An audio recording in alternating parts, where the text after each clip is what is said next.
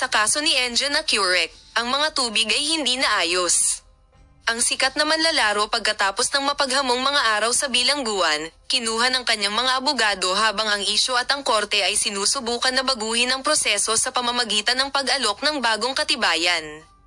Ang pinakamalaking bomba na sinasalita sa mga corridors ng courthouse sa mga nagdaang araw ay ang pahayag ng isang bagong saksi na inaasahan na ay dadagdag sa file ng kaso.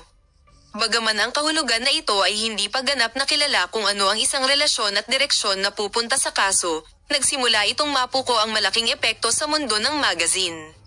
Nagtalo si Enjan AK na ang kanyang mga abogado ay hindi nagkasala ng kanyang mga abogado at na ang buong proseso ay sadyang itinayo at nagsimulang magsulat ng kanyang pangalan.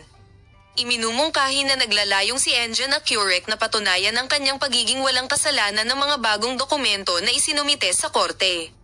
Gayunpaman, ang pinakadakilang kadaliang kumilos ay nagmumula sa mahiwagang saksi na hindi pa pinatunayan sa korte at sinasabing ganap na nagbago sa kaso. Iba't ibang mga paratang ang ipinasa tungkol sa kung sino siya. Ang pinakamalaking alingaungaw na nagpapalipat-lipat sa pulisya ay naghahanda si Enjan Accurek upang ipaliwanag kung ano ang alam niya.